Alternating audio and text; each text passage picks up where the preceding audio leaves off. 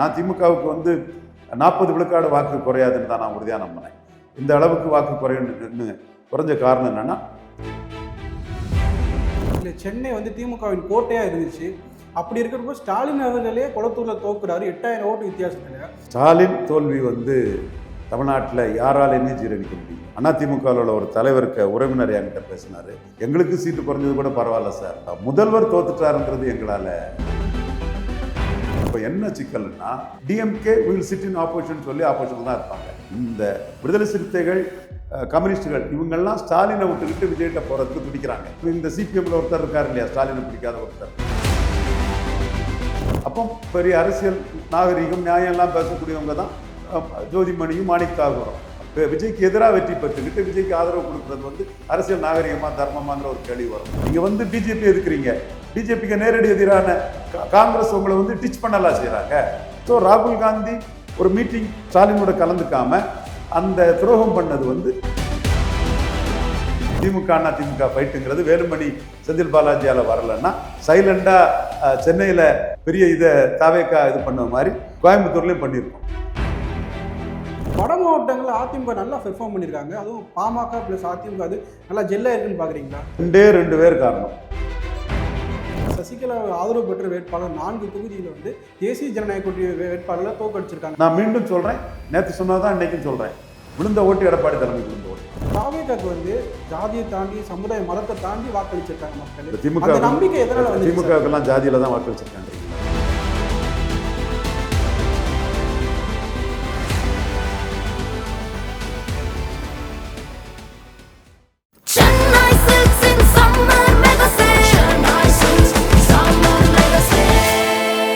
The Chennai Silks in Mega Summer Sale. வணக்கம் sir. வணக்கம் தம்பி. தமிழ்நாட்டில் யாரும் ஆட்சி அமைக்கக்கூடிய பலத்தில் யாரும் இல்லை. தாவேக்கா தனிப்பெருமை கட்சியாக இருந்தாலும் 108 இடங்கள் தான் வெற்றி பெற்றிருக்காங்க. 118 இடங்கள் தேவை தாவேக்காக்கு. இப்போ தாவேக்கா என்ன சார் செய்வாங்க, யார் ஆதரவளிப்பா தாவேக்கா? There is no other alternative to TVK Vijay government. So government sustain ஆகி நிற்கும், அதில் எந்த மாற்றமும் இல்லை.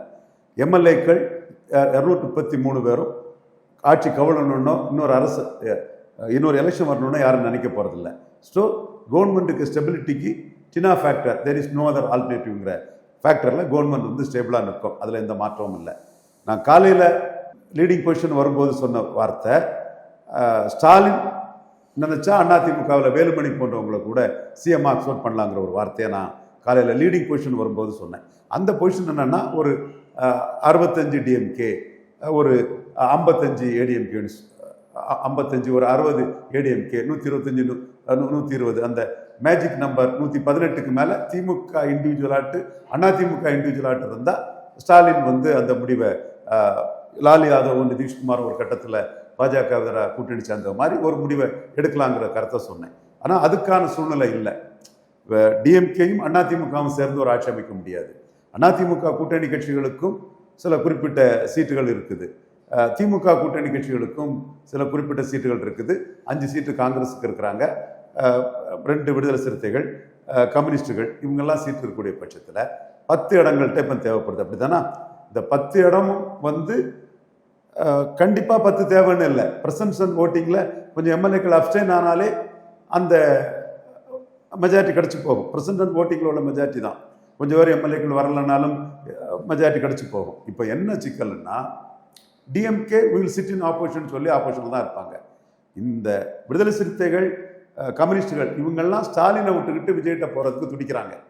ஆனால் ஸ்டாலினை பகடக்காயாட்டு ஆக்கிக்கிட்டு ஒரு நாடகத்தையும் போடுவாங்க. அவங்க இந்த சிபிஎம்ல ஒருத்தர் இருக்கார் இல்லையா, ஸ்டாலினை பிடிக்காத ஒருத்தர், அந்த நாடகத்தையும் அவங்க போடுவாங்க. இப்போ அந்த நாடகத்தை எப்படி அரங்கேற்றுங்கிறது தான் அவங்களுக்குள்ள வேலையாக இருக்கும். They want to go with Vijay, அதில் எந்த சந்தேகமும் இல்லை. இதில் கவர்மெண்டோட நெருக்கத்தில் இருக்கணும்னு அவங்க ஆசைப்படுறாங்க. தவறு இல்லை, அரசியலில் அதிகாரத்துக்காக தான் எல்லாரும் அரசியலுக்கு வராங்க. அவங்க அப்படி ஆசைப்படுறதுலையும் தவறுன்னு நான் சொல்ல மாட்டேன். இந்த கட்டத்துக்குள்ள அவங்களுக்கு 2029 மக்களவையும் முக்கியம். மக்களவை பொசிஷன் எப்படி வரும், அதில் அலையன்ஸ் அரித்மெட்டிக் என்ன, அலையன்ஸ் என்னங்கிறதும் ஒரு பார்கெனிங் இல்லாமல் லாக்கும் ஆயிடக்கூடாது. மக்களவை பார்கெனிங்குள்ள பார்கெனிங் பவர் இல்லாமல் லாக்கும் ஆயிடக்கூடாது. அதே வேளையில் இப்போ தாவேக்கா சிங்கிள் லார்ஜஸ்டாக வந்த கட்சி மூலமாக அதிகாரமும் வேணும். இதுக்கிடையில் எப்படி பேலன்ஸ் பண்ண போகிறாங்கங்கிறது தான் இந்த காங்கிரஸ், இந்த இவங்களோட இது. காங்கிரஸ் கட்சிக்கும் அதுதான் நிலைமை. காங்கிரஸ் கட்சி இன்னைக்கு செல்வ பெருந்தகை மத்திய காங்கிரஸ் முடிவு எடுக்குன்னு சொல்றாரு. மத்திய காங்கிரஸ்னா யாரு? ராகுல் காந்தி, இவர் மல்லிகார்ஜுன கார்கே, சோனியா காந்தி. இப்போ அவங்க ஸ்டாலின் முதல்வர்னு இந்த இந்த எம்எல்ஏக்களை வெற்றி பெற்றிருக்காங்க. அப்போ பெரிய அரசியல் நாகரிகம் நியாயம் எல்லாம் பேசக்கூடியவங்க தான் ஜோதிமணியும் மாணிக் தாகூரும். அப்போ ஸ்டாலின் முதல்வர்னு வெற்றி பெற்றுக்கிட்டு விஜய்க்கு எதிராக வெற்றி பெற்றுக்கிட்டு விஜய்க்கு ஆதரவு கொடுக்கறது வந்து அரசியல் நாகரிகமா தர்மமாங்கிற ஒரு கேள்வி வரும். அதுக்கு ஒரே வார்த்தை அவங்க கொண்டு சொல்லக்கூடியது பாஜகவுக்கு எதிர், பாஜக கைக்குள்ள விஜய் பெயரக்கூடாது, இது பாஜக பிடிக்குள்ள ஒரு அரசு வந்துடக்கூடாது, அதை தடுக்கிறதுக்கு நாங்கள் இது பண்றோங்கிற ஒரு வியாக்கியானத்தையும் அவங்க பாஜக எதிர்ப்புங்கிற ஒரு வியாக்கியானத்தையும் பண்ணுவாங்க. இதை மல்லிகார்ஜுன கார்கே எப்படி இதை எடுத்துக்கிறாருங்கிறத பார்க்கணும். ஏன்னா மல்லிகார்ஜுன கார்கே பொறுத்த அளவில் இப்போ ஒரு மிட்டாம் போல் வரலாம் அல்லது ஒரு இன்ஸ்டபிலிட்டி வரலாம். அப்போ ஸ்டாலினுக்கு 22 ஆதரவு நம்ம பிஎம்ஆ உட்கார்ந்துடலாங்கிற ஒரு பெரிய ஒரு எண்ண ஓட்டம் மல்லிகார்ஜுன கார்கேக்கு இருக்குது. அதனால தான் ராகுலை மீறி அன்டெஸ்டட் நாட் ப்ரூவ்டு விஜய்னு இப்போ டெஸ்டட். இப்போ வந்து எம்ஜிஆர் கூட்டணியோட போட்டி போட்டு 30.3 விழுக்காடு தான் அதிமுக எடுத்தாங்க. எம்ஜிஆரோட 4 விழுக்காடு அதிகம் எடுத்து டெஸ்டட் ஆட்டு என்டிஆருக்கு அடுத்த லெவலில் இருக்கிறார். ஓகே, அப்போ அன்னைக்கு வந்து அதை சொல்லி அந்த கூட்டணியை தடுத்தவர் மல்லிகார்ஜுன கார்கே. காரணம், ஒரு பிரச்சனை பிஜேபிக்குள்ள வந்துட்டுன்னா தான் ஒரு காமன் கேண்டிடேட் ஆட்டு இந்தியாவுக்குள்ள நின்றுலாங்கிற ஆசை அவருக்கு இருக்குது. இப்ப காங்கிரஸ் வந்து டிஎம்கே டிச் பண்ணிட்டு விஜய் பக்கம் போயிட்டாங்கன்னா அந்த இடம் வந்து மல்லிகார்ஜுன கார்கேக்கோட அந்த கனவு தகர்ந்து போகும். திமுக வந்து நீ மட்டும் எப்படி இருக்கலாம், நான் மட்டும் நல்ல பிள்ளையாட்டே இருக்கணும்னு கட்டாயம் கிடையாதுன்னு அவங்களும் வந்து காங்கிரஸுக்கு எதிரான ஒரு நகர்வுகளில் திமுக ஈடுபட வாய்ப்பு உண்டு. ஸோ மல்லிகார்ஜுன கார்கே ஸ்டாலினுக்கு முடிவை ஒட்டி போலாங்கிற லெவலில் இருப்பார். ராகுல் காந்தி, ஜோதிமணி, மாணிக் தாகூர் எல்லாம் வந்து டக்குன்னு விஜய்கிட்ட போலான்னு இருப்பாங்க. இதில் அவங்களுக்கு வந்து விஜய்கிட்ட போய் அந்த பார்லிமெண்ட் பார்கெனிங்கை வந்து காங்கிரஸ் வந்து ஸ்டாலினுக்கும் விஜய்க்கும் இடையில பண்ணுவாங்க. விஜய் விளையாடுறதுக்கார் 34, ஸ்டாலின் விளையாடுறதுக்கார் 30. அப்போ அவங்க என்ன நினைப்பாங்கன்னா இந்த 30க்குள்ள நமக்கு ஒரு 5 இருக்கும், நம்ம இங்கே போனால் 49 வந்துடும், 49 வேற யாரும் இல்லை, அதை வந்து ஸ்வீப் பண்ணிடும் அப்படிங்கிற லெவலில் இருப்பாப்புல. அந்த பார்கெனிங்க்கு லாஸ்ட்ல முடிவு பண்ணாமல் இப்பவே முடிவு பண்ணிட்டா பார்கெனிங் வந்து விஜய் கையில போயிடும். ஸ்டாலினை இப்போ தட்டி விட்டுட்டாங்கன்னா ஸ்டாலினை காட்டி விஜய்கிட்ட பார்கெயின் பண்ண முடியாது. கடைசியாக விஜயை காட்டி ஸ்டாலின்கிட்ட பார்கெயின் பண்ணாங்க. ஸோ அந்த இடத்துக்குள்ள காங்கிரஸ் வந்து அதுலேயும் கவனமாக தான் இருப்பாங்க. ஸோ காங்கிரஸ் முடிவு என்னங்கிறது வந்து ஒரு சஸ்பென்ஸில் தான் இருக்குது. அதே மாதிரி கம்யூனிஸ்ட் விடுதலை சிறுத்தைகள் முடிவு என்னங்கிறது ஒரு சஸ்பென்ஸ் தான் இருக்குது. ஒரு 15 நாள் இதுதான் ஓடும். பட் கவர்மெண்ட் நிற்கும், அதில் நான் இந்த மாறுபட்ட கருத்தும் இல்லை. Government will stand, there is no other alternative, அதில் எந்த மாற்றமும் இல்லை. பட் யாரை ஆதரவை பெற்று கவர்மெண்ட் வந்து ஃப்ளோர் டெஸ்ட்டுக்கு போவாங்கங்கிறது தான் இப்போ கேள்விக்குறியாக இருக்குது. இதுக்கிடையில் முதல்ல சபாநாயகர் ஒருத்தர், டெம்பரரி சபாநாயகர் வெற்றி பெற்றவங்களை ஒருத்தர் வந்து எல்லாத்துக்கும் பதவி பிரமாணம் பண்ணி வைப்பார். அப்புறம் சபாநாயகர் தேர்தல் நடக்கும். ஸோ இதெல்லாம் ஒரு பிரச்சனைகள் இருந்தாலும் கூட 233 பேரும் கவர்மெண்ட் விழக்கூடாதுன்னு நிற்கிறாங்க. ஸோ இது கவர்மெண்ட்டை காப்பாற்றும். எம்எல்ஏக்கள் கவர்மெண்ட் விழக்கூடாதுன்னு நினைக்கிறாங்க. இந்த எம்எல்ஏக்களுக்கு ப்ரெஷர் கட்சி தலைமைக்குள்ள போகும். இது கவர்மெண்ட்டை காப்பாற்றும். இதுதான் என்னோட பார்வை. பட் என்ன ரூபத்தில் கவர்மெண்ட் வந்து மெஜாரிட்டியை கொடுக்க போறாங்கிறது தான் நீங்க இனிமேல் வந்து வெறும் வார்த்தையில இங்க வந்து தப்ப முடியாது. நீங்க எடுக்கிற முடிவு உங்க பொலிட்டிக்கல் முடிவையும் காட்டும். இதையும் தாண்டி நீங்க விடுதலை சிறுத்தைகள் வரலன்னா பாமக வச்சு, பாமக 4 சீட் இருக்கு. பட் ஏன்னா உங்களுக்கு மெஜாரிட்டி நிரூபிச்சாகணும். நீங்க எல்லாமே பண்றது, வாக்கு வங்கி எல்லாமே பண்றது அதிகாரத்துக்காக தான். இந்த அதிகாரத்தை தக்க வைக்கிறதுக்கு பாமகவுக்கு 4 வேணும்னா பாமகவுக்கு 4 அவங்க கேட்டுக்கலாம். இன்னொன்று, இந்த ஃப்ளோரில் ஒரு கட்சி சப்போர்ட் பண்ணணும்னா அதுக்கு முன்னாடி உங்கள்கிட்ட நெகோசியேஷன் பண்ணி ஆகணும். அப்போ 4 பேருக்குன்னா அவங்க அமைச்சர் பதவி கேட்பாங்க. அமைச்சர் பதவி கொடுத்துதான் ஆகணும். அதில் அவங்களுக்கு இன்னொரு சிக்கல் என்னன்னா, அமைச்சர் பதவி வாங்கிக்கிட்டு தாவேக்காவும் விரும்பணும், பாமக சப்போர்ட் பண்ணலாம். அதில் அவங்களுக்கு இன்னொரு பிரச்சனை என்னன்னா, பார்லிமெண்ட் பார்கெனிங் பண்ண முடியாது. லாக் ஆயிட்டோம்னா அப்புறம் பார்கெனிங் பண்ண முடியாது. ஒரு வேளையில் பார்லிமெண்ட் சீட்டை கூட அவங்க முடிவு பண்ணிட்டு கூட அங்கே போகக்கூடிய ஒரு சூழ்நிலையும் வரலாம். So anyway, at any cost government வந்து பிரசிடன்ட் ஓட்டிங்கில் மெஜாரிட்டி காட்டிடுவாங்கன்னு எனக்கு மாறுபட்ட கருத்து இல்லை. அடுத்த கூட்டணி அரசியலில் தாவேக்காவின் கூட்டணி திசை என்னங்கிறத என்ன ரூபத்தில் அவங்க மெஜாரிட்டி காட்ட போகிறாங்கங்கிறத பார்க்கலாம். ஒவ்வொருத்தரும் தங்கள் லாப நஷ்ட கணக்குள்ள தான் போவாங்க. எப்படி போறாங்கிறத பொறுத்து விஜய் முன் இருக்கும் முக்கிய சவாலா நீங்க எதை பாக்குறீங்க சார்? சவால்ங்கிறது வந்து அவர் வந்து ஒரு நல்லாட்சி கொடுக்கணும். மற்ற திமுக அண்ணா திமுக மாதிரி அந்த ஊழல் அது இதெல்லாம் குற்றச்சாட்டு சொல்லி வரும்போது அவங்க செய்த தவறுகள் இல்லாமல் ஒரு ஆம் ஆத்மி டைப்பில் ஒரு ஆட்சியை கொடுக்கணும். ஸோ ஒரு ஆம் ஆத்மி டைப் ஆட்சி வந்து முந்தைய ஆட்சிகளோட ஆம் ஆத்மி ஆட்சி வந்து பெட்டர் தான். ஆம் ஆட்சி தோற்றிருக்கலாம் மோடிக்கு செல்வாக்கில், பட் ஆம் ஆத்மி ஆட்சிங்கிறது பெட்டரான ஒரு கவர்மெண்ட் தான். ஸோ பெட்டர் கவர்னன்ஸ் கொடுக்கறது தான் விஜய்க்கு சவால் நான் பார்க்குறேன். அது பெட்டர் கவர்னன்ஸ் கொடுக்க முடியும். ஏன்னா அங்கே யாருமே பவர் பொலிட்டிக்ஸில் வந்தவங்க இல்லை, எல்லாமே விஜய்க்கு செல்வாக்கில் வந்தவங்கன்னு சொல்லும்போது அவரால் கொடுக்க முடியும்னு தான் நான் கருதுறேன். இந்த தேர்தல் முடிவுகளை யாருமே ப்ரெடிக்ட் பண்ணலை. இப்படி ஒரு வெற்றியை வந்து தாவேகா பெறுவாங்கன்னு யாருமே ப்ரெடிக்ட் பண்ணாத தேர்தலாக இருந்துச்சு. அந்த எந்த இடத்துல சார் போட்டு விட்டாங்கன்னு நினைக்கிறீங்க? இல்லை, ப்ரெடிக்ட் பண்ண முடியாத தேர்தல்னு சொன்னால் இது விஜய் ஏறுறாரு, அதை தடுக்கணும்னா போலரைசேஷன் தாங்கிறதெல்லாம் நான் சொல்லிட்டு தான் இருந்தேன். கன்னியாகுமரி டிஸ்ட்ரிக்டில் போலரைசேஷன் வந்திருக்கு, விஜய் ஒரு இது ஜெயிக்க முடியலை, போலரைசேஷன் வந்துட்டு. அதே போலரைசேஷன் வந்து நீங்கள் திருமாவளவனை கேண்டிடேட்டாக போட்டிருந்தீங்கன்னா கேண்டிடேட்டாக அவரே நின்று தான் வந்திருக்கோம் நார்த்லையும். அதில் நீங்கள் போட்டுக்கிட்டு திரும்ப அவரே அனௌன்ஸ் பண்ணிட்டு இல்லைன்னு சொல்லும்போது அது டைலூட் ஆகுது. அப்போ அந்த இடத்துக்குள்ள விஜயை எதிரியாக பார்க்கல, நம்ம ரெட்ராஸ்பெக்டிவ் ஒரு விஷயத்தை பேசுகிறோம்.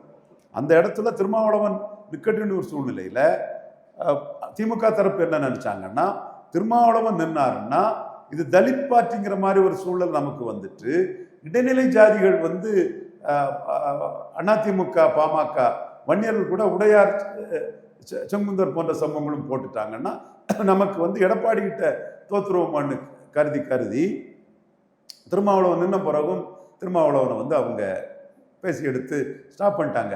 அப்படி ஸ்டாப் பண்ணக்கூடிய காலகட்டத்தில் விஜயை பெரிய த்ரெட்டாக நினைக்கல, ஓட் கட்டராக தான் நினச்சாங்க.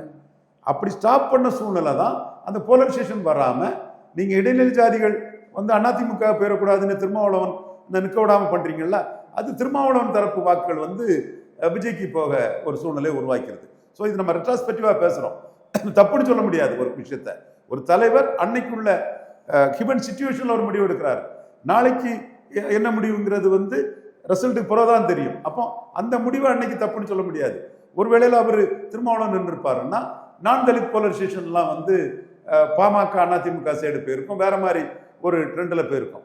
ஸோ இந்த முடிவு விஜய்க்கு ஒரு சாதகமாக வருதுன்னு அடுத்தால ஒரு எக்ஸசிவ் ஆன்டி மோடி வந்து பாராளுமன்றம் இல்லாத ஒரு தேர்தலில் வந்து எடுபடலை. காரணம், மோடிக்கு ஆதரவாட்டு 18 விழுக்காடு மக்கள் வாக்களிச்சுட்டாங்க.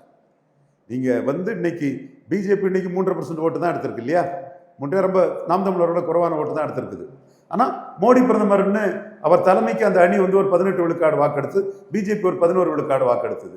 அந்த கட்சியை விஜய் நியூ என்ட்ரன்ஸ் கூட்டணியோட எடப்பாடி இருக்கிறாரு, அளவுக்கு அதிகமாக ஸ்டாலின் விமர்சனம் பண்ணுறதும் திமுக விமர்சனம் பண்ணுறதும் அந்த மோடி பிரதமர் எடுத்த வாக்காளர்கள் வந்து ஸ்டாலினுக்கு வர்றதுக்குள்ள வாய்ப்பை வந்து அந்த இடத்துக்குள்ள குறைக்குது. ஸோ ஸ்ட்ராட்டஜிக்கலாக எக்ஸசிவ் சென்ட்ரல் பொலிட்டிக்ஸ் போனதும் ஒரு ஸ்டேட் பொலிட்டிக்ஸுக்குள்ள அது ஒரு சின்ன பின்னடைவை கொடுக்குது. நாயுடு மாதிரி நான் எனக்கு வந்து ஸ்டேட் பொலிட்டிக்ஸ் தான் முக்கியம்னு கூட முக ஸ்டாலின் சொல்லிடலாம். எனக்கு மாநில அரசியல் தான் முக்கியம், திராவிட முன்னேற்ற கழகத்தை மீண்டும் தமிழ் மண்ணில் ஆட்சி கட்டில் ஏற்படுத்த தான் முக்கியங்கிற அந்த ஸ்ட்ராட்டஜி கூட அவர் எடுத்துடலாம். ஏன்னா விஜய் தரப்பு எடுத்த ஸ்ட்ராட்டஜி அவங்களுக்கு வெற்றியை கொடுத்துருக்குது. இது பாராளுமன்றத்துக்கான தேர்தல் இல்லை, மாநிலத்துக்கான தேர்தல் சொல்லும்போது நீங்கள் என்ன உங்களோட அரசியலே வந்து தமிழ்நாட்டில் மீண்டும் திராவிட முன்னேற்ற கழகம் ஆட்சி வர்றதுக்கான மாநில அரசியல் தான் எங்களுக்கு முக்கியம்னு நீங்கள் வந்து பிஜேபி எதிர்க்கிறீங்க. பிஜேபிக்கு நேரடி எதிரான காங்கிரஸ் உங்களை வந்து டிச் பண்ணலாம் செய்கிறாங்க ராகுல் காந்தி. ஸோ ராகுல் காந்தி ஒரு மீட்டிங் ஸ்டாலினோட கலந்துக்காம அந்த துரோகம் பண்ணது வந்து காங்கிரஸ் ஓட்டர்ஸ் மத்தியில் உண்மையான காங்கிரஸ் எங்க கூட இருக்குன்னு விஜய் சொன்னார்ல, ஒரு பகுதி காங்கிரஸ் ஓட்டர்ஸ் வந்து கூட்டணி தர்மத்தை மீறி திமுக நின்ற தொகுதிகளில் அவங்க வந்து தாவேக்காவை கூட வாக்களிச்சிருக்கலாம். ஸோ இப்படி பல ஃபேக்டர்கள், விடுதலை சிறுத்தைகள் தாவேக்காவுக்கு கொடுத்த முக்கியத்துவம், இது எல்லாமே வந்து குமுலேட்டிவ் எஃபெக்ட் ஆட்டு திமுக கூட்டணி கட்சிகள் வந்து திமுகவுக்கு போதுமான ஒத்துழைப்பு கொடுக்காத சூழ்நிலை ஒரு தோல்வியை திமுக கொடுத்ததை நான் பார்க்குறேன். நான் திமுகவுக்கு வந்து 40 விழுக்காடு வாக்கு குறையாதுன்னு தான் நான் உறுதியாக நம்பினேன். இந்த அளவுக்கு வாக்கு குறைஞ்ச காரணம் என்னென்னா, திமுகவுக்கு பேக்கிங் கம்யூனிட்டிஸ் வந்து கன்னியாகுமரி தவிர மற்ற பகுதிகளில் திமுகவை டெசர்ட் பண்ணிட்டாங்கிறது தான் உண்மை. இனிமேல் மீண்டும் இவங்க எப்படி இருப்பாங்கன்னு சொன்னால், அதே ஆன்டி பிஜேபி அரசியல் பண்ணினாலும் இவங்க நம்ம வந்து மீண்டும் திமுக பக்கம் வருவாங்களா இருப்பாங்களாங்கிறது மிகப்பெரிய கேள்விக்குறி. இது முடிவெடுக்க வேண்டியது திமுக கழக தலைவர் மு.க. ஸ்டாலின் அவர்கள் தான் இந்த இடத்துக்குள்ள மீண்டும் 3 முறை வெற்றி பெற்ற அந்த ஃபார்முலா கை கொடுக்காம அந்த மைனாரிட்டிஸ் அந்த ஓட்டுகள் வந்து முஸ்லீம் ஓட்டு பெருசா போகல, அது எனக்கு தெரியுது. கிறிஸ்டின்ஸ் ஓட்டும் பறையர்கள் சமூக ஓட்டும் போயிட்டு அப்போ மீண்டும் அந்த ஓட்டு நம்ம கிட்ட திரும்பி வருமா வராதாங்கிறத அதை பார்த்து முடிவெடுக்க வேண்டியது திமுக கழக தலைவர் மு.க. ஸ்டாலின் தான். அவங்களுக்குன்னு உள்ள திமுக கமிட்டட் ஓட்டு இருக்கும், ஒரு மாஸ் ஓட்டா வர்றது மீண்டும் வருமா வராதாங்கிறது அவங்க தான் முடிவு பண்ணும். இல்லை, சென்னை வந்து திமுகவின் கோட்டையா இருந்துச்சு. அப்படி இருக்கிறப்போ ஸ்டாலின் அவர்களே குளத்தூர்ல தோக்குறாரு 8000 ஓட்டு வித்தியாசத்துல. அந்த தோல்விக்கு வந்து சேகர் பாபு தான் காரணம்னு சொல்லி நேத்துல இருந்து விமர்சனம் வச்சுக்கிட்டு இருக்காங்க. அதை நீங்க எப்படி சார் பாக்குறீங்க? ஸ்டாலின் தோல்வி வந்து தமிழ்நாட்டில் யாராலையுமே ஜீரணிக்க முடியல. எனக்கு தெரிஞ்சு அதிமுகவுக்கு வாக்களித்தவங்கள்லாம் ஸ்டாலின் தோத்ததை கண்டு மிகப்பெரிய அளவுக்கு வேதனைப்படுறாங்க. அதிமுகவில் உள்ள ஒரு தலைவருக்கு உறவினர் என்கிட்ட பேசினார், எங்களுக்கு சீட்டு குறைஞ்சது கூட பரவாயில்ல சார், முதல்வர் தோத்துட்டாருங்கிறது எங்களால் ஜீரணிக்கவே முடியல சார்ங்கிற கருத்தை சொல்கிறாரு. அதே மாதிரி பாஜகவில் உள்ள என்னோட தம்பி ஒருத்தர் அட்வொகேட்டு, ஒரு பெரிய அட்வொகேட்டாக இருக்கிறாரு சென்னையில், அவங்க அப்பாவும் மிகப்பெரிய அட்வொகேட்டாக இருந்தவர். அவர் பாஜகக்காரரு, ஸ்டாலின் தோத்துட்டாருங்கிறது என்னால் ஜீரணிக்க முடியல சார், ரொம்ப வேதனையாக இருக்குங்கிற கருத்தை சொல்கிறாரு. ஸோ ஸ்டாலினின் தோல்வி பலரும் அவர் என்னங்க தப்பு பண்ணார், அவரை போய் இப்படி 8000 ஓட்டில் தோற்கடிச்சிட்டாங்கிறதெல்லாம் சொல்கிறாங்க. ஜனநாயகத்தில் இது வந்து இயல்பான ஒன்று தான். ஸ்டாலின் தோல்விங்கிறது என் போன்றவர்களுக்கும் வந்து இதுக்கு முன்னாடி வெற்றியின் தோல்வி நான் அதான் ஸ்டாலின்ட்ட நான் he will bounce back. Kamal Haasan தான் ஸ்டாலினை பற்றி சொல்லியிருக்காரு. ஸ்டாலின் வெற்றியின் தோல்வி பார்த்தவர் தான், அவருக்கு ஒன்றும் பெரிய இது இல்லைங்கிறத சோதரர் கமல்ஹாசன் அதை சொல்லியிருக்கிறாரு. நம்மளும் ஸ்டாலினுக்கு அந்த கருத்தை தான் ஸ்டாலின்கிட்ட முன் வச்சோம். என்றாலும் ஸ்டாலின் தோல்விங்கிறது மக்கள் மத்தியில் வந்து ஒரு பெரிய ஒரு ஆறாத ஒரு வருத்தத்தை கொடுக்கக்கூடிய ஒரு விஷயமா தான் 100% இருக்குது. ஜனநாயகத்தில் இது இயல்பு தான். காமராஜ் தோல்வி கூட 2 பிரைம் மினிஸ்டர் கமாண்ட் பண்ண சூழ்நிலையில் கூட விருதுநகரில் மாணவர் தலைவர் சீனிவாசன் தோல்வி அடைஞ்சார்.